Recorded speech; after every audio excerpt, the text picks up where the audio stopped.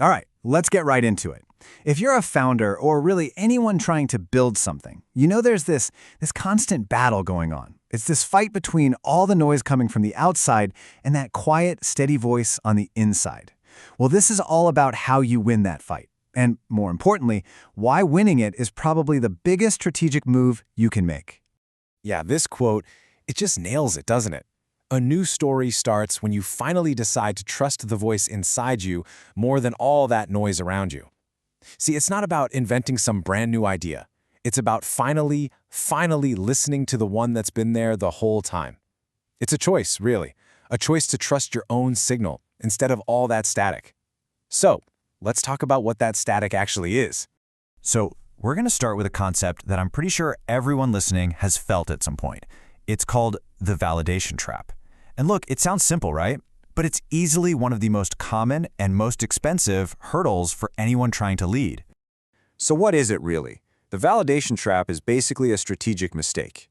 It's when you start filtering your own decisions through what everyone else thinks. You're outsourcing your gut feeling, you know? It ends up diluting your vision and just slows everything down. Someone once described it as feeling like you're living on a stage you never even auditioned for, constantly looking out at the audience, hoping they'll give you your next line. And this isn't just about feeling bad. It's a real strategic blunder that comes with a very real price tag. And that brings us right to the actual cost. Because the problem with all that noise, all that external input, it's not just that it's frustrating. It's a real, tangible liability. It's something that is actively working against what you're trying to build. Let me show you what I mean. Okay, look at this. What's so powerful here is the contrast in energy. Over on the left, you've got external noise. It's loud, it's messy, opinions from coworkers, what your parents expect, the latest market trends, all those shoulds, the things you feel you should be doing.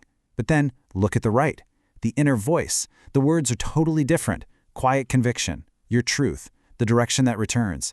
It's not shouting at you. It's that consistent quiet signal underneath it all. It's the thing you just know.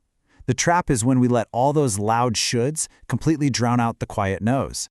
And here's what happens when that noise wins. The consequences are huge. Your brand story, it gets watered down. It becomes this weird compromise of a dozen different opinions. Your impact in the market gets delayed because you're basically sitting around waiting for permission. Your own mind is just filled with this cognitive clutter, making it impossible to think clearly. And the end result? Founder burnout. Seriously, these aren't minor issues. These are the kinds of things that can absolutely kill a venture. So, okay, how do you actually get out of this trap? The good news is, the answer isn't some abstract theory. It's a practical, tactical approach. Let's walk through a little case study in finding clarity. We're calling it the park bench moment. So, the story starts on a day that I bet we've all had. You know, the one where every small frustration just feels huge, where the weight of what everyone else wants from you feels completely crushing. It's that feeling you get from the slow accumulation of trying to be everything to everyone. So what's the first move? It's a change of scenery, a very deliberate step away from all that noise. The point wasn't to go find an answer, not at all. It was just to find quiet, to get to a place where maybe the only sound that mattered was the creak of an old park bench. And then, in that quiet, something starts to happen. That inner voice, it finally has some space to breathe. And notice the wording here. The thought that comes up, it doesn't shout, it whispers. You know, real clarity, that deep conviction, it almost never shows up like a bolt of lightning. It's usually this gentle, persistent little nudge that you can only ever hear when everything else has finally gone silent. And this is the moment of truth. The big realization isn't about discovering some brand new piece of information. It's about finally admitting something you knew the whole time. You already had the answer. The only thing you were missing wasn't more data, it wasn't more advice. It was just trusting yourself. So let's get tactical and break down the mechanics of what just happened. Because this wasn't some kind of magic. It was a process. Step 1, you have to remove the external inputs. Find your quiet space, and that can be a literal park bench or just a metaphorical one. Step 2, you have to allow for stillness. You can't force this. You have to let all that mental clutter just settle, like dust in a quiet room. And then, step 3, listen for the whisper. Tune in to that one thought, that one idea that keeps coming back, no matter how many times you try to push it away.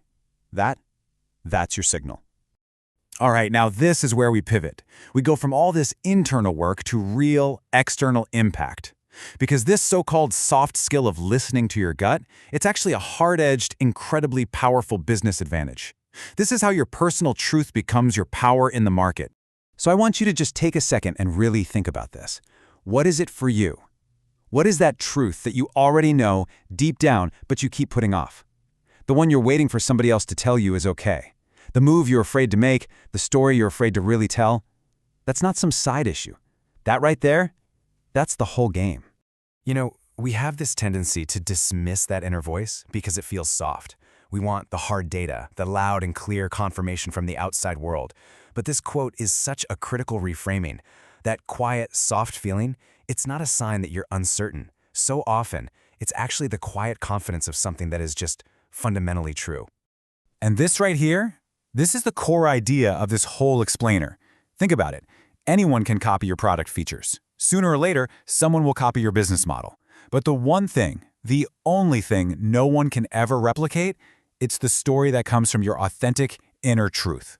That's the one thing you own completely. It is your ultimate, unshakable competitive advantage.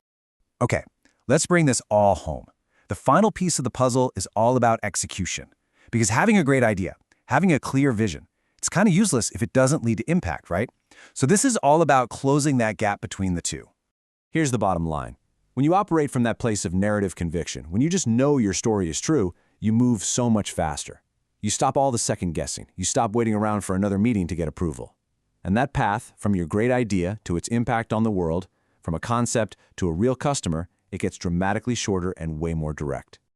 I really want this to sink in. This is the final lesson.